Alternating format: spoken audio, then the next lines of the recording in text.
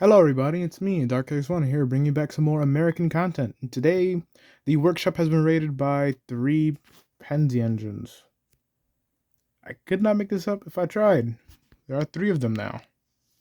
So, I guess let's start off where we left off last time, where, as you saw in the background, we had a Pacific visitor for comparisons. This being our deflected K4 over here, 5038, or Penn, I guess, has a code name.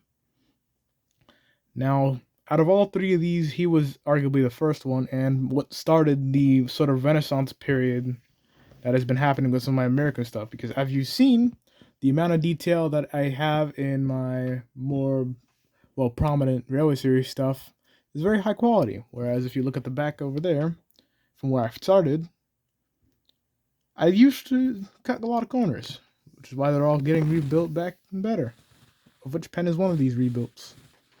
And as you can see, the original tender has been reused, but all in all, it is a pretty faithful recreation, as at some point in 5038's career, it did receive a full Skyline casing according to a model I have seen of it.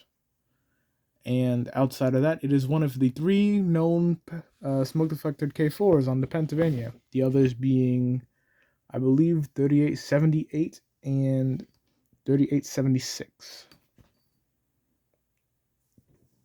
That, or I've got the numbers flipped and it was actually 3678, but I will have to check on that because there are 2 K4s that are famous for 2 different reasons with similar numbers. That's just Penzi for you. But I'll let you get a once over. And as you can see, he features the larger lettering, as this was a sort of cost-cutting measure I used because it takes a long time to get the lettering just the right size. Especially when, as you'll see in a second, it can come at very higher quality standards. Now then, on to our first Resident T1 in almost like 3 years, because when I first started this stuff, there was a T1.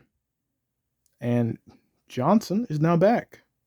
Albeit now, though, obviously not green as I had originally built him, because for some reason I thought Penzi steam engines were dark green.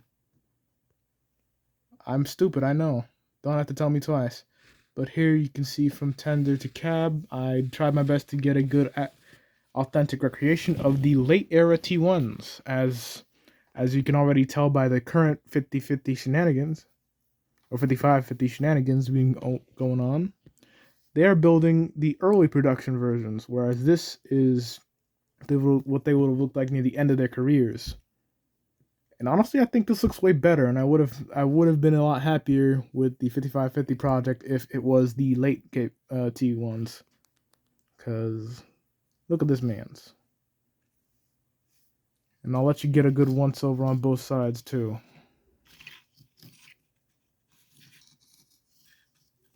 He is long, which I will also vouch for because as you can see by the turntable in the shops, it only can hold him. It can only hold 5527. No tender allowed. This is my life now. But 5527 has it easy compared to, as you can already tell by the size, 6100, or codename Samson.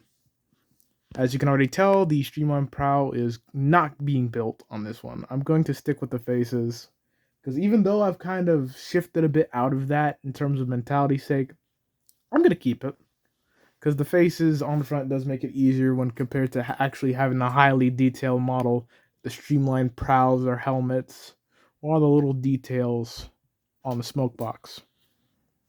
So, that being said, I guess let's take a good look.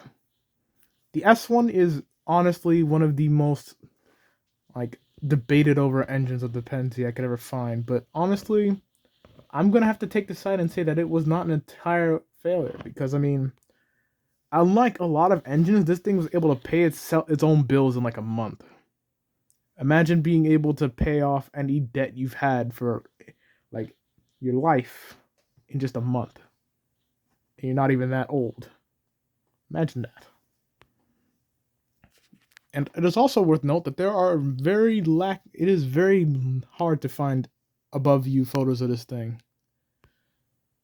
And I'm very lucky that I did find what I did find, so hey, that works.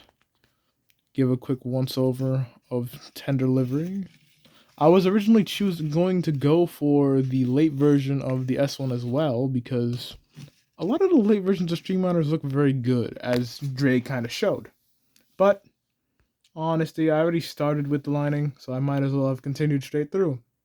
Plus, this will probably be the only time I ever build the S1, because there's only ever one of them. So hey, neat. But with that being said, we're not going to be doing comparisons tonight because, all honestly, I am pooped. But I was really hyped to make this one because 3 Penzi engines celebrate good times. And as you'll see soon, there is a third member to the New York Central cast. So there's a rivalry going on here. Got a little bit of a rivalry. Let's try and keep it burning a little bit longer. So, this has been Dark Chaotic Fun. Signing off. I hope you all have a wonderful night, and I will see you in about a week or two time. So, adios, amigos.